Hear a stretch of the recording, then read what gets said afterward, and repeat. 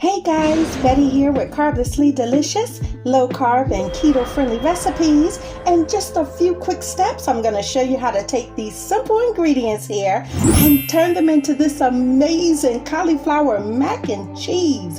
By simply substituting the elbow pastas with this healthy cauliflower, we're going to kick those carbs to the curb, keeping our dish carblessly delicious, and I promise you, you're going to love it. Okay everyone, this is the first ingredient I want to point out before we get started. It's the star of the recipe. Xanthan gum is the best thickener to use for your sauces and gravies. So if you're watching your carbs, I highly recommend this over flour and cornstarch. And the results are absolutely flawless every time. I haven't seen this sold in local markets, so I'll leave a link in the description where you can get your hands on some in case you don't have any. The other ingredients you'll need for this dish is listed here, so go ahead and take your screenshots.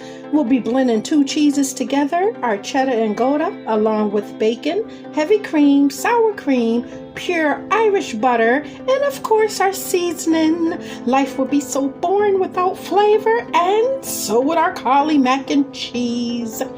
And here we go. We want to start by cutting down your cauliflower florets into bite-sized pieces, but not too small, like this here. Yes, this is perfect. Fill your pot with enough water to completely submerge your cauliflower pieces. Add a sprinkle of salt and bring to a boil.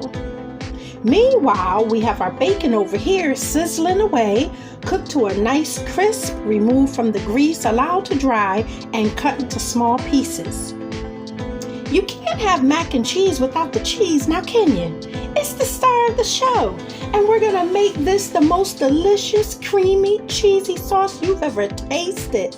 And I'm shredding our cheddar cheese right here. Now pour in your heavy whipping cream. The exact measurements are provided in the description.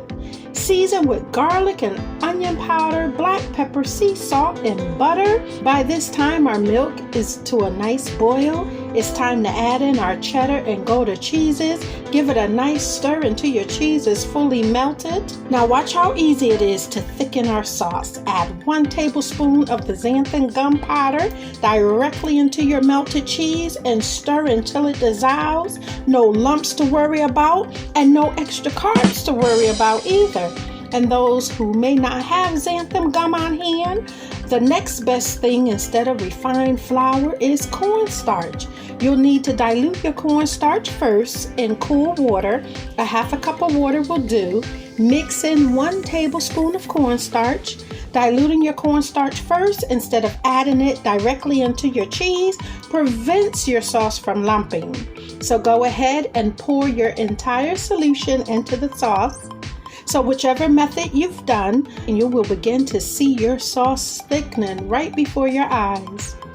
Meanwhile, back over to our cauliflower. Once it has softened, go ahead and pour it into your bacon dish.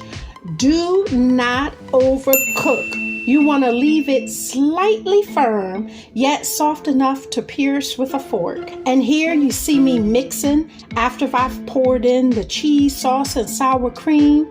Take notice how I am gently folding our mixture, being very careful and making sure I don't mash our cauliflower.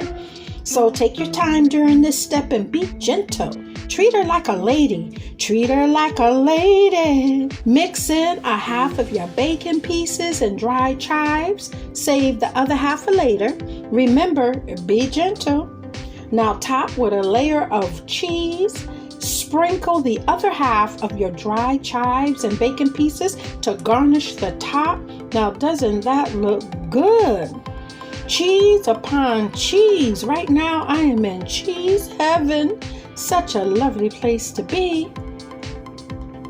Now let's get her into our preheated oven set at 350 degrees for 20 to 25 minutes.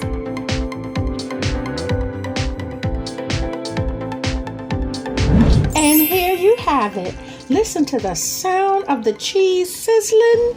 It's speaking a language that only your taste buds can understand. Is it calling your name? Yes, I hear it calling my name, Betty. She's hot, so allow it to settle 5 to 10 minutes before serving.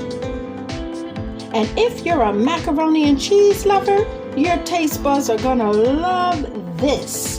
This cauliflower mac and cheese makes the perfect side dish to make your next soul food dinner complete, low carb, and absolutely carblessly delicious. So give this recipe a try. You will thank me when you do. I'm plating mine with candied butternut squash and barbecue chicken. I have a full recipe for my butternut squash. It looks and tastes just like yams and sweet potatoes, but without the carbs. Here's the link to check out my butternut squash recipe. And if you love yams, you're gonna love this dish. Also, here's more carblessly delicious recipes over here that you will enjoy as well. Until next time, my lovely sisters and brothers, peace and blessings. See ya.